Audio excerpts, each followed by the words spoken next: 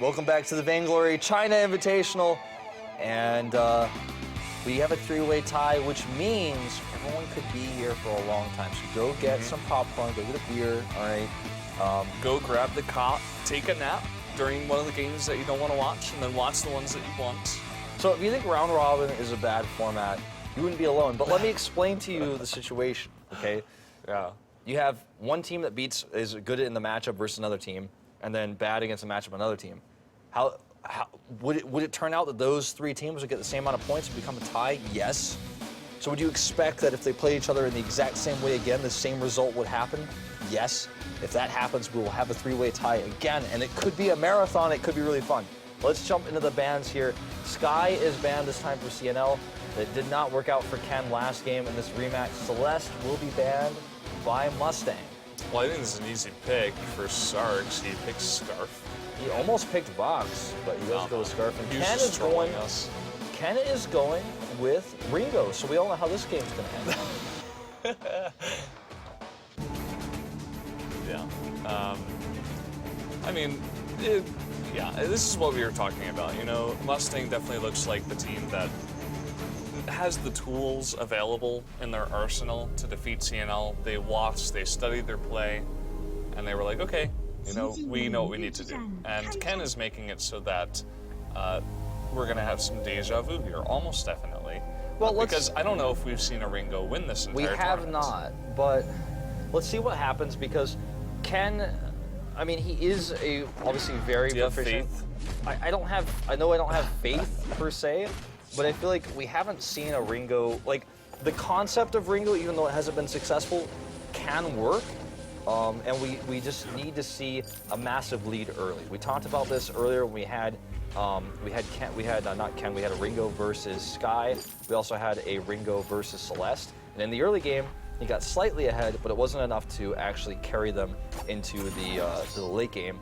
Whereas in the in this particular game, maybe we haven't seen the Ringo versus Scarf matchup yet. It's not a matchup I'm personally very familiar with, like at the professional level, especially with Chinese players. So maybe he can show us something different. Maybe they can push that lead. But yes, like you were saying, historically speaking, in this tournament, especially in Group B, Ringo has looked strong in the early game, but it's the late game that matters most, especially when it comes to team fighting. And that's where his impact has been very low compared to other heroes that have big AoE ultimates. Yeah. Also, what we often see, when you are facing off against a Ringo, we often see a lot of pressure on the lane. They want to take away some of his early advantage that he does have early on in the game. We haven't seen that so far from MusTang. We see Ken is playing very, very safe. He's not really trying to overexert himself on the lane. He's just sitting back, farming up, not farting, just getting those last hits.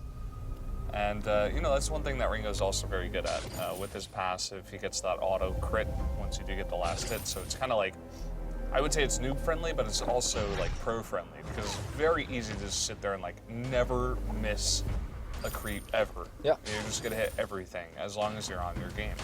Yep. I mean, we're going to watch it happen right here, right? So. Yeah, we're watching it now. Don't miss one. He's gotten all those. He's not missing them, man. Yeah, that's what I'm talking about. Only 5 CS ahead of Zarks, and that's because Zarks obviously can't clear as quickly. Does push the lane quite significantly as well, past the Vein Sword. Again, the indicator of where the lane's the Vein Sword, I mean, everybody knows about the Vein Sword. The Vein Sword, man, it just lets you know where the lane is at, you know? Yeah. Where are we right now in the lane? Like, where is the minions at? Vein Sword's your indicator, man. Well, this is that kind of pressure I was talking about, looking for a gank here. Level 3 Casca, level 2 Arden. No, level 3 Arden, actually. By the way, no surprise that we have 2 Ardens once again. Yeah. We didn't even need to talk about it. You didn't even have to bring that up. I mean, I just wanted to mention it. Look like I'm smart, like, that kind of thing. Well, we are seeing a big push here, but there's nothing to gain at like 3 minutes in, level 4. So it's funny because both teams are kind of 3-manning the lane and then leaving when they find there's no opportunity. And then as they leave, the other heroes come in back to the lane. It's been kind of a coincidence how that's worked out. 30 seconds until the gold mine spawns, but that's not going to be something they can go for early. Ken trying to put some extra damage there on Susu. She's just going to eat a pot and walk away. Zarx is very far forward here, but you know, with Susu's coverage, he should be fine.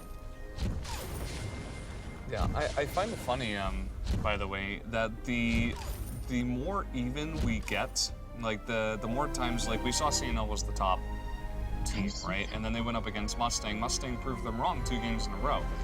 But then CNL, they come into this game and it's like total passivity. It's totally different from the strategy that they used in the last 2 games against MusTang. Even like comparing game 2 to game 1 versus MusTang, they were a lot more passive, a lot less mistakes. This time they're like, okay, we cannot make a mistake. We have to be 100% clean, perfect, and we're getting this very passive game once again. And that's, I think, what the reason why we heard that the Chinese meta was like this. Like, they've kind of figured out that the best way to play is just like make as little mistakes as possible and just be very safe. You can get a ton more gold by being alive for a longer period of time and being able to constantly get those cycles in the jungle and the lane, rather than like diving turrets for 1 kill. It's only going to get you like 150 gold. It's not that big of a deal at the end of the day. Yeah. You basically summed it up pretty well. Now, this time we are seeing no like lane swamps, right? I mean, we're not going to have Wong run the lane as Koshka, so this time we're going to see Zarx do his normal thing. He's going to be in his comfort zone, which again is why I feel like we didn't see a Scarf ban, and I'm disappointed by that because I feel like Zarx is excellent on Scarf. We saw him last game go Sky instead, which he was also very scary on. But that Sky allowed them to do the lane swap with Glaive, which was a totally different and unique scenario. But I feel like banning Scarf, if they go for Sky Glaive again, then you can counter that a different way if you're expecting that. But having Zarx on his comfort zone versus Ken on Ringo, which we haven't seen him do yet, and we also haven't seen this matchup yet, it just does not seem like he's going to be as impactful in the late game. Somewhat questionable to me. Let's see how it turns out. It's very interesting that Ken is buying a couple of crystal bits here. Looks like he's going to be going hybrid Ringo, which I cannot remember the last time I saw that. Tension Bow, obviously, for that early pressure. You get that big burst of damage on one of your auto attacks every 6 seconds. But then if you go into crystal damage, it's saying, okay, I want these gigantic ultimates. They're going to chunk down Scar to the point where he can't even like join the fight. But after all, I mean, is it really going to be that much damage? I guess it does affect his A as well. But Well, he's going to need a lot more than just 2 crystal bits if he wants to make this work. yeah, I wonder exactly what item he's going for. We'll have to wait and see. We're now 6 minutes and 45 seconds in. And there's not an advantage for either team that's significant enough to take a big objective. We have the Chinese thing over there. I'm wondering, like, that's not deciding for number 1, right? It means B, tiebreaker number 1, probably. It's probably next game's going to be number 2. Oh, we're actually going to see a fight here at the gold mine. Gold mine actually does get taken by MusTang here, but Ringo will grab that kill on Arden, partially due to that crystal bit, as well as the upgraded crystal bit that he has there. Yeah, I mean, I think that was definitely worth it for MusTang, a big objective like that. And now they control the gold mine, which is, it's basically like getting a small mini turret. It's like the jungle turret that you gain control of. The jungle turret. You get control of it, it can get aggroed, it can help defend you. It's really quite helpful. It also gives some vision, you know, if you walk near it, you can see. So. Well, as I said before, playing very safe. It looks like they did have some vision when MusTang was going for that gold mine, or maybe they just knew like they had been off the map for a long enough period of time to the point where they're like, oh, they're going for the gold mine. They almost stole that as well, which is very, very close. But, you know, even when you look at the gold now, it's exactly even after getting that. You were talking about the jungle turret. It's, you know, definitely going to be a big advantage for them, as well as if they could secure another gold mine completion here. But do have to wait a bit before that does come to fruition. It's just such an important objective to have. And it's not one of those objectives where you need to rush it because, you know, you don't want to go like, well, I need it ASAP because it's a big advantage, because then you don't get the big payout. I think they got like, what, 280 or something? I mean, it was a big payout that they got. It was, if you will, an immense gold payout that they collected. And that adds to that pressure. It adds some extra gold to buy that next big item that they want. So anyway, Ken still kind of continuing down that hybrid path. Also gets you know, a little bit more health pool so that he can eventually build into that reflex block as well. So he's going down that kind of normal path before he gets more of his damage. He's going for safety, and he's going to go ahead and jump back now. Yeah, I really wonder where Ken is going with these items. He picked up 2 heavy prisms at first, so definitely trying to front load the amount of crystal damage that he does have, crystal power coming through, instead of going for things like piercing. He eventually does get a piercing shard now. Yeah. But at the time, I was like, oh, he's really just going for heavy ults. All right, he's going to go ahead and chunk down Susu here. That's a lot of damage. Well, there you go. This is a very interesting build from Ringo. We were talking about how he lacks burst damage. Well, when you go for a build like this, he is only burst damage. That's all he is. Yeah. It's funny because this is how you make his ultimate, you know, compete with some of the other ultimate lane heroes like, you know, Scarf's Fire Breath, like, and even someone like Adagio or Sky, you know, that big barrage that they have. So that's the kind of ultimate that, you know, like this, that can change a fight in seconds. And an attempted steal here of the gold mine. Lolly gets stunned. And 65 seconds still to go on Ken's ultimate. Not going to come up anytime soon. We do see a big gauntlet here to protect that gold mine. Down goes Rona. Leo will fall as well, and Ken is going to go down, which means the first ace of the game, the first kills, in fact, for MusTang, but a very good moment. And again, it's that impactful ultimate, that fire breath from Zarks that really won them that fight and turned the tide. It was a risky time to try to take the gold mine, but it was important because it's nearly at payout level. That's what I was talking about before. You know, they were playing safe up until this moment, and I mean, definitely not the right moment to go for the gold mine. I think it would have been better to just let it go. I mean, of course, they can't see the gold values as we can. They don't know exactly where they stand compared to MusTang in the game, but they were very even before that fight. And even if you do give up the gold mine, they're not going to be that far behind. And I feel like giving up an ace and letting MusTang get that much further ahead is just definitely not the right choice. Yeah. Well, see what MusTang will do after this. They're going to get that massive payout in about 30 seconds or so. Just looking at the builds, we do finally have that reflex block for Ken, which will keep him a little bit safer versus Susu's gauntlets. Ken actually sold a heavy prism. He made the broken myth with one of those and the piercing shard, and he sold the other one. I think that in the early game it's a lot stronger because now you can reflex block it, and your health pool is much larger. We're going to see a big gauntlet here actually for CNL. There's that ult as well coming out of Ringo, so Zarks is getting very low, but kept alive for a long time, but there you go. I mean, so much damage is able to output. Ken, of course, going up against Wong by himself, probably not going to have that good of a time, but CNL at the end of the day is going to win this fight. Yeah, Wong needs to be careful. He's like, is that last minion worth dying? I don't think so, and I think actually that just caused his death. Yeah, could have definitely escaped. Definitely could have escaped there. You know, is that one minion worth losing his life plus the life of the turret, most likely? The answer is no, Wolf. No, Susu wants to protect that turret, but I'm sorry, Susu, you're Arden.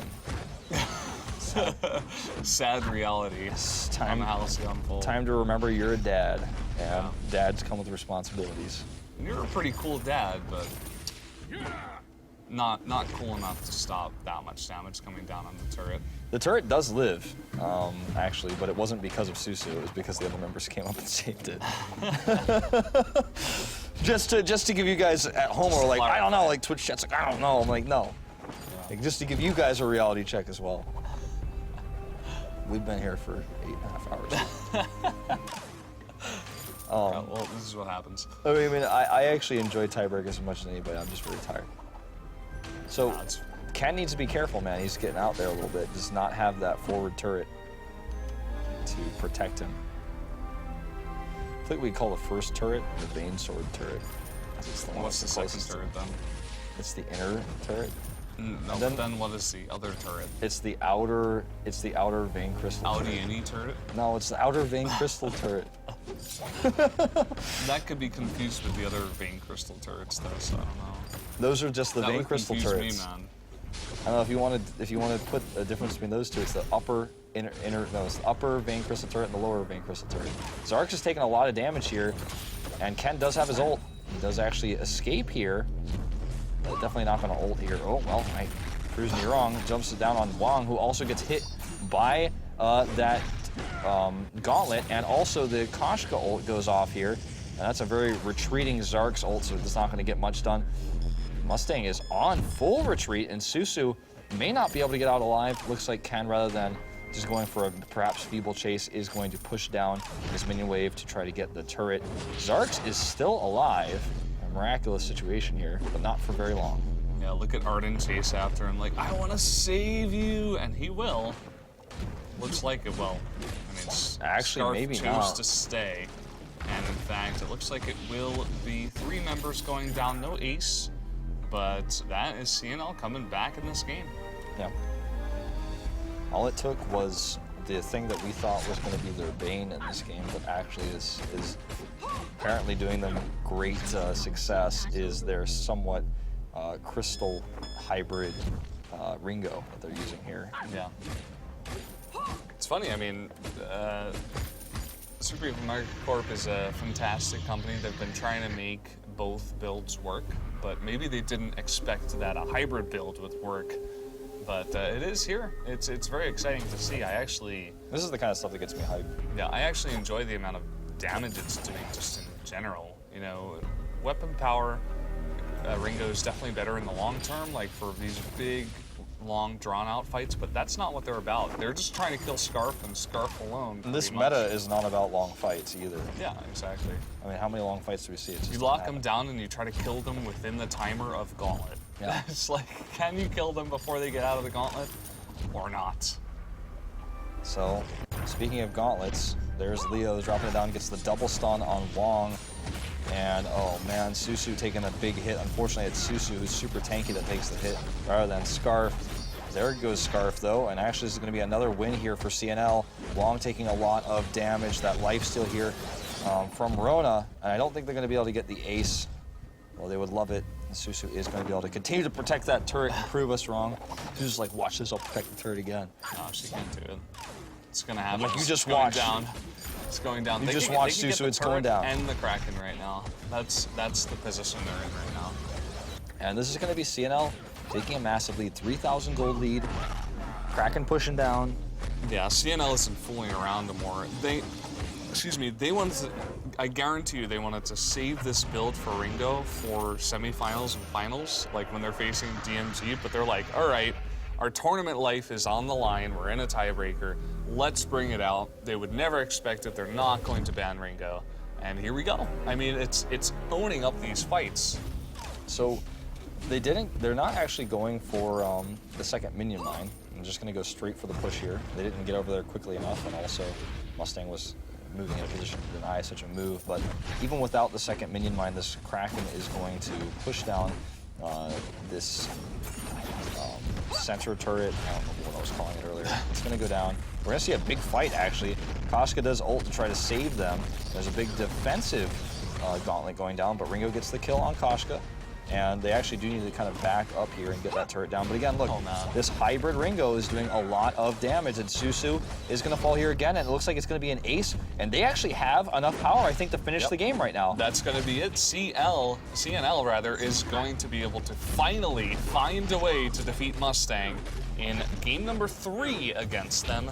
Going into this tiebreaker, CNL proving the dominant team to finish off this game number 1 of the tiebreakers. Yep, and that's going to maybe change the kind of dynamic of the tiebreaker because with this win, you know, it's kind of an opposite result of what we had before. So this is going to be a win that means that maybe CNL can also take the win over Delta, which they already did, which would then, of course, put them in first place. But I think what we're actually going to have now is Delta versus MusTang, because if Delta beats MusTang, the MusTang gets third, and the tiebreaker is then settled, right? But if MusTang Defeats loses, Delta. if MusTang defeats Delta, then they're tied. So we're going to have MusTang versus Delta up next. Look at that. I'm like, I'm just a You're genius. figuring I it out as we man. go I'm along now. Yeah. Nobody told me, but I was like, wait a minute, I know how this works. So I don't think we're going to take a break, but we actually might because they need to set up. Delta needs to set up. So as soon as I know, I'll let you guys know what we're going to have up in just a moment. But could be a very short break. Either way, this has been a pretty intense group, much more intense than Group A, where we had some teams that just did not compete. But what we're having now is, very close competition, even points, three-way tie, crazy upsets, cool, hybrid Ringo builds. We didn't even see Ringo yesterday. Maybe one of these teams is going to bring that out now. They're like, wait, that was really strong. We could actually, we could actually use that ourselves. Well, guys, we're going to take a short break. It's real, as it turns out. So we'll see you guys in just a few with MusTang.